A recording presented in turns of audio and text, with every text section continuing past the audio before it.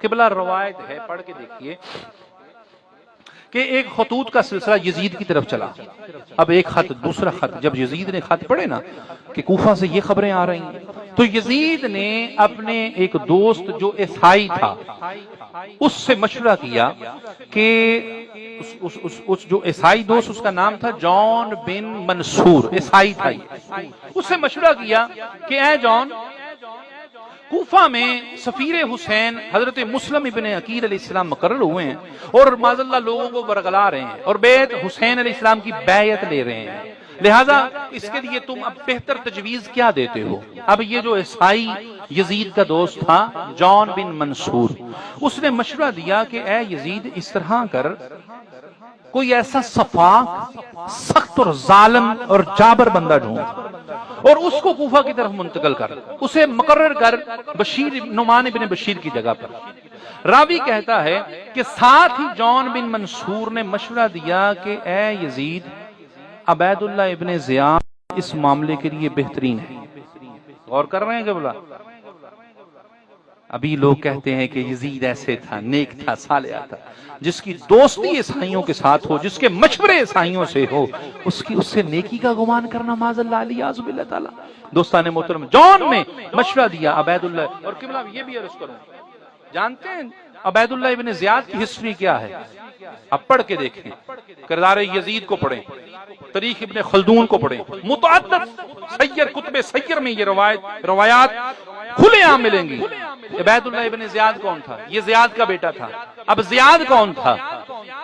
یہ ابو سفیان کی لونڈی، حضرت ابو سفیان کی لونڈی سمیہ، اس کے ساتھ بعض روایات میں یہ کہ یہ جو طائفہ تھی اس کا بیٹا تھا زیاد، اور اس کے متعلق کھلے عام تاریخ میں لکھا گیا ہے، ابن خلدون نے لکھا ہے. یہ جو زیاد تھا جابر تھا، اور جہاں پر تاریخ جو اسلامی تحریکیں چلتی تھیں، یہ شخص زیاد جو تھا یہ اسلامی تحریکوں کو کچلنے کے لیے سرگرم رہتا تھا. لیکن بعد السلام طبیعت تو نہیں بدلی، ایسی رہی، ویسے کا ویسے ہی رہا، اور اس سے بصرہ کا امیر مقرر کیا گیا.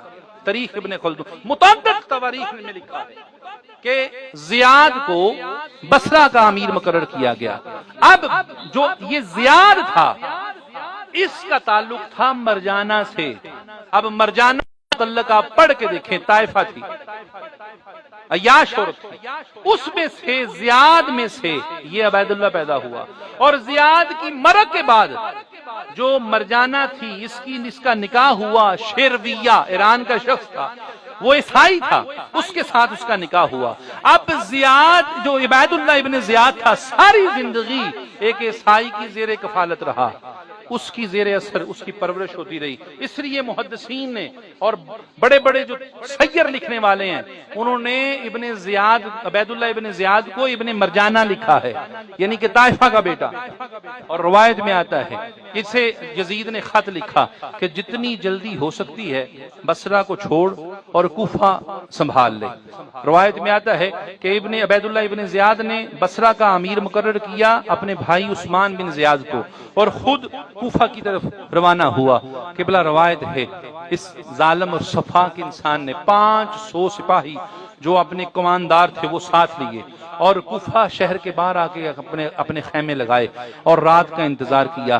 جیسی رات ہوئی نا تو سیاہ امامہ، امام حسین علیہ السلام سیاہ امامہ، کالا امامہ شی باندھتے تھے، اس نے سیاہ امامہ باندھا اور اپنے چہرے پہ نقاب لیا، گھوڑے پہ سوار ہوا اور اس طرح ثابت کیا کہ میں معاذ اللہ حسین ابن علی بن کے آ رہا ہوں. معاذ اللہ علیہ بھیس بدل کر یہ کوفہ میں داخل ہوا. راوی کہتا ہے کہ ادھر سے یہ داخل ہوا، ادھر سے کوفہ والوں نے آوازیں بلند کرنا شروع کر دی.